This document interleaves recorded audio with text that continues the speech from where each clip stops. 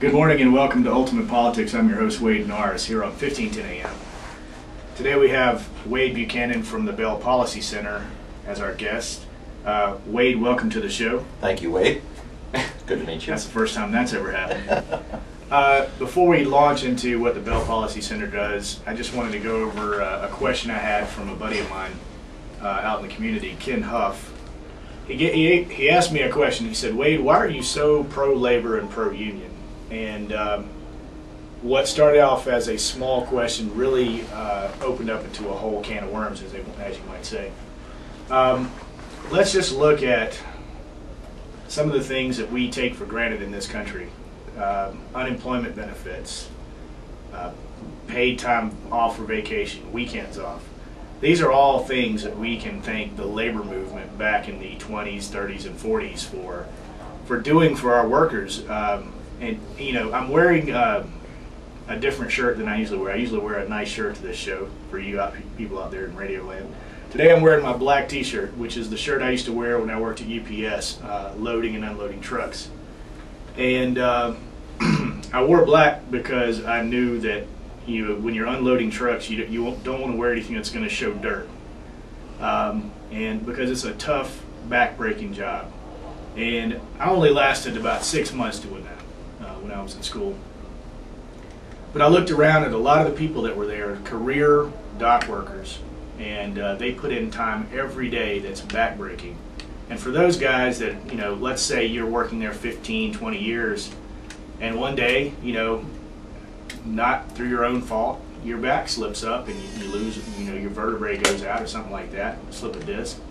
You know, if it wasn't for things like workers' comp and you know, healthcare benefits that are provided by companies like UPS, which is a good company, you know, you'd be out of work. And you know, if we didn't have labor to balance the free market system, those kind of things would run amok. And let's just look at what unions are trying to fight back against. I mean, if you're out there listening, how many of you had a choice about NAFTA being passed or CAFTA being passed?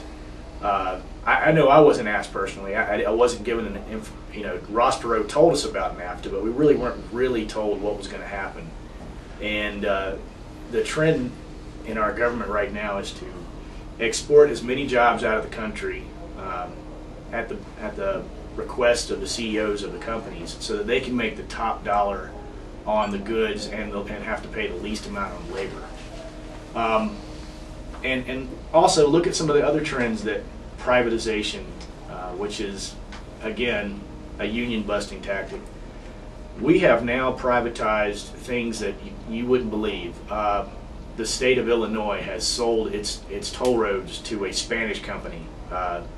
So we have highways in this country now that are owned by foreign companies. Some of our lotteries in states that are used for paying for education for our students have been bought by foreign entities. And you know, I look at what's happening, and I listen to people like my colleague Mike Rosen. You know, he's argued pretty vehemently for privatizing RTD. Well, you know what? After RTD has been partially privatized, you'll go down the street, down Highway 25, and you'll see a car that says Laidlaw on it. Ken, I want you to listen to this. Laidlaw. Laidlaw is a Canadian company, and that's the private company that bought the RTD contract to compete with the unions, the union drivers down here. So that means that Mike Rosen's argument for privatization of RTD has resulted in our tax dollars leaving this country and going to that socialist country, Canada, up north. And so, you know, through Mike Rosen arguing for privatization, he is indirectly helping socialize medicine in Canada. So, you know, the point is, we have to stick by America. And free trade and privatization is killing America. I cannot say that any more strongly. I look at what's happening in this country, and it reminds me of finding a stray dog with a bunch of ticks on it. America has got ticks all over it. People sucking the life out of America by busting good jobs, and the ones that are shipping the ones that are left out of the country. You're not guaranteed anymore. Like if you Used to be you got a 4-year degree, you were guaranteed a pretty good job when you got out. Now you can be a PhD or an engineer, and you're in competition with East Asian students who are paid, 1/10 of what you would make in the States. There's got to be leadership from our legislators and our president to say, hey, look, you know what? I'm for trade, but let's make it fair trade. If we just applied the same rules that the Chinese have against us, they have really high tariffs on our goods, yet we have hardly any tariffs on their goods.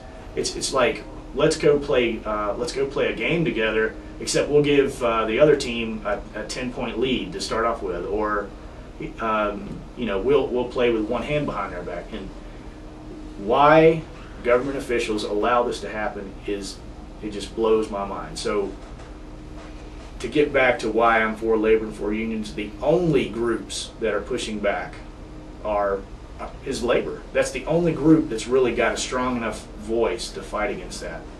And one of the other things that I just want to touch on briefly, when NAFTA was passed by Clinton, David Bonnier, who was the House Majority Whip, I interviewed him. If you go to the website, www.ultimatepolitics.net, he was very pointed in saying that NAFTA was the worst piece of Bill Clinton's legacy, worst policy decision for him, and he also said probably the worst piece of legislation in the history of the United States. And we're still going in that direction of free trade. One of the provisions of NAFTA that was passed was opening our trucking lanes to Mexican drivers who do not have the same type of safety standards or sleep standards or drug testing standards, and their trucks themselves don't have the same maintenance requirements.